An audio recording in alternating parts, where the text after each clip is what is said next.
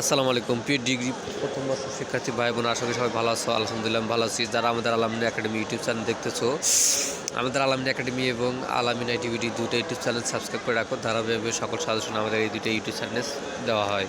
আজকে সাজেশন অর্থনীতি প্রথম পত্র, বিষয় ব্যষ্টিক অর্থনৈতিক ক বিভাগ। যে কোনো 10টি প্রশ্ন উত্তর দিতে হবে পরীক্ষা। 2025 সালে যেহেতু পরীক্ষা তোমরা দেওয়া, হীরা পানি দাদা কি অবশ্যকীয় না হওয়া সত্ত্বেও হীরার দাম বেশি এবং অত্যাবশ্যকীয় হওয়া সত্ত্বেও পানির দাম কম, এই লক্ষ টাকা দামের প্রশ্নই হচ্ছে হীরা পানি দাদা। একক ক্রেতা বাজারকে কি বলা হয়? মনস্পর্শী বলে। তোমরা এই ক বিভাগের প্রশ্ন লিখবা, তার আগে খ বিভাগের সাজেশনটা দিয়ে স্ক্রিনশট দিলাম 1 থেকে 12 পর্যন্ত। এরপরে বাকি আছে কিছু প্রশ্ন 16 পর্যন্ত। ওকে, সে প্রশ্নগুলো স্ক্রিনশট দিলে এগুলো পড়বে তোমরা, আর খগুলো পড়লে হয়ে যাবে।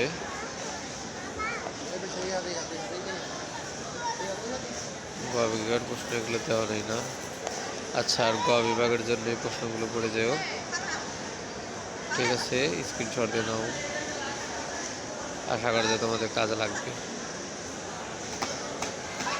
কোড প্রশ্ন পড়ে যাবে, এটি সবচেয়ে ভালো হবে। আর কবে আমাদের এই সাজেশন পিডিএফ নিতে হলে অবশ্যই আমাদের ভিডিও ডিসক্রিপশন চেক করতে হবে। হোয়াটসঅ্যাপ গ্রুপের লিঙ্ক আছে, ওখানে দিয়ে দিয়েছি আমরা। তারপরে মাইক্রো এবং ম্যাক্রো শব্দ দুটি কে প্রথম ব্যবহার করেন? অষ্টম বিশ্ববিদ্যালয়ের অধ্যাপক র্যাঞ্জার ফ্রিজ, 1933। পরিবর্তক দ্রব্যের চাহিদা রেখা আকৃতি কিরূপ? বাম দিক থেকে ডান দিকে ঊর্ধ্বগামী। আয় স্থিতিস্থাপক কি লেখা দেওয়া সেটা?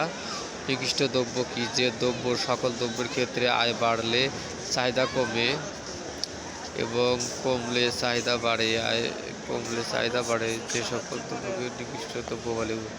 উৎপাদন সম্প্রসারণ পথ কি? বিভিন্ন সমব্যয় রেখা ও সম উৎপাদন রেখার সম্পর্কের বিন্দুগুলো নিয়ে গঠিত সঞ্চার পথকে উৎপাদন সম্প্রসারণ পথ বলে। প্রান্তিক জমি বলতে কি বোঝায়? যে জমির উৎপাদন ও খরচ ও আয় পরস্পর সমান, তাকে প্রান্তিক জমি বলে। যোগান বিধি কি? দাম ও যোগানের ক্রিয়াগত সম্পর্ককে যোগান বিধি বলে। উপযোগ কি? কোনো দ্রব্যের মানুষের অভাব পূরণে যে ক্ষমতা, তাকে দ্রব্যের উপযোগ বলে।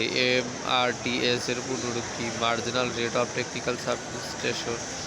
ডিম খাজনা কি? উপকরণ থেকে স্বাভাবিকের চেয়ে বাড়তি আয়কে ডিম খাজনা বলে। মুনাফা কি? মুনাফা হলো সংগঠনের কর্মদক্ষতা, পারিশ্রমিক।